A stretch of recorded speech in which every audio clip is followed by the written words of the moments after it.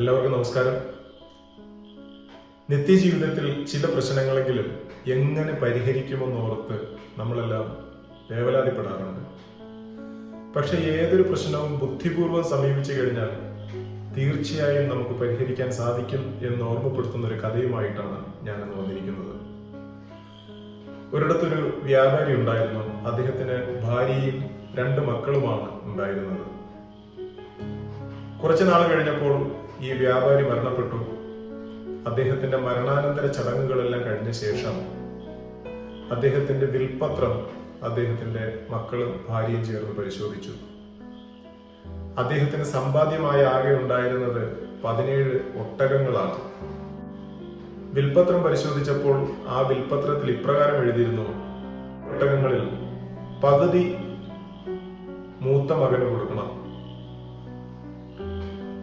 മൊത്തം ഒട്ടകങ്ങളിൽ 1/3 മകൾക്കുള്ളതാണ്. മൊത്തം ഒട്ടകങ്ങളിൽ 1/9 ഭാഗം ഭാര്യയ്ക്കും കൊടുക്കണം. ഭാര്യയും മക്കളും ഈ വിൽപത്രം എടുത്തു വെച്ച് തിരിച്ചും മറിച്ചുമൊക്കെ നോക്കിയിട്ടും ഈ 17 ഒട്ടകങ്ങളെ 2 കൊണ്ടും 3 കൊണ്ടും 9 കൊണ്ടും ഒരിക്കലും പൂർണ്ണമായി ഡിവൈഡ് ചെയ്യാൻ പറ്റില്ല എന്നവർക്ക് മനസ്സിലായി. ഈ കുഴഞ്ഞു മറിഞ്ഞ പ്രശ്നം പരിഹരിക്കുന്നതിന് വേണ്ടി അവർ അടുത്ത ദിവസം തന്നെ ഗ്രാമമുഖ്യനെ സമീപിക്കുകയാണ്.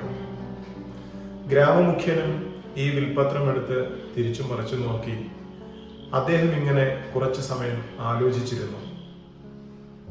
അതിനുശേഷം അദ്ദേഹത്തിന്റെ വീട്ടിലുണ്ടായിരുന്ന ഒരു ഒട്ടകത്തെ കൂടി കൊണ്ടുവന്ന് ഈ 17 ഒട്ടകങ്ങൾക്കൊപ്പം ചേർത്തു. അങ്ങനെ ആകെ 18 ഒട്ടകങ്ങളായി. തുടർന്ന് അദ്ദേഹം ഈ വിൽപത്രത്തിൽ എഴുതിയിരുന്നതിന് പ്രകാരം ഒട്ടകങ്ങളെ ഭാഗിച്ച് അവർക്ക് കൊടുക്കുകയാണ്. മൂത്ത മകന് മൊത്തം ഒട്ടകത്തിന്റെ പകുതി, അതായത് 9 മൂത്ത മകന് കൊടുത്തു. മൊത്തം ഒട്ടകങ്ങളുടെ 1/3 ഭാഗം മകൾക്ക്. മൊത്തം ഒട്ടകങ്ങളുടെ 1/3 ഭാഗം എന്ന് പറയുമ്പോൾ 18 ഒട്ടകങ്ങളുടെ 1/3 എന്ന് പറയുന്നത് 6 ആണല്ലോ. 6 ഒട്ടകങ്ങൾ മകൾക്ക് നൽകി. ഇനി ആകെ ഒട്ടകങ്ങളിൽ 9/1 ഭാഗം ഭാര്യയ്ക്കാണ്. അപ്പോൾ 18ന്റെ 9/1 എന്ന് പറയുമ്പോൾ 2 ഒട്ടകങ്ങൾ ഭാര്യയ്ക്ക് കൊടുത്തു. അങ്ങനെ ആകെ എണ്ണി നോക്കുമ്പോൾ 17 ഒട്ടകങ്ങളെ ആയുള്ളൂ. ഒരൊട്ടകം ബാക്കി വന്നു. ഗ്രാമമുഖ്യൻ കൊണ്ടുവന്ന ഒട്ടകത്തെ അദ്ദേഹം തിരികെ വീട്ടിലേക്ക് കൊണ്ടുപോയി. അങ്ങനെ ഈ പ്രശ്നം വളരെ നിസ്സാരമായിട്ട് തന്നെ അദ്ദേഹത്തിന് പരിഹരിക്കാനായിട്ട് സാധിച്ചു. ഇതുപോലെയാണ് ചില സങ്കീർണമായ പ്രശ്നങ്ങളെല്ലാം.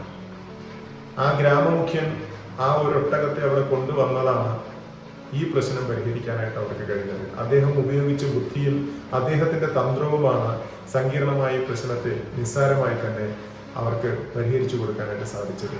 ഇതുപോലെയാണ് നമ്മുടെ അനുദിന ജീവിതത്തിലും ഉണ്ടാകുന്ന പല പ്രശ്നങ്ങളും സമചിത്തതയോടെ ബുദ്ധിപൂർവ്വം വിവേകത്തോടു കൂടി നമ്മൾ സമീപിക്കുകയാണെങ്കിൽ തീർച്ചയായിട്ടും ഏതൊരു പ്രശ്നത്തെയും പരിഹരിക്കുവാനായിട്ട് നമുക്ക് സാധിക്കും. Thank you.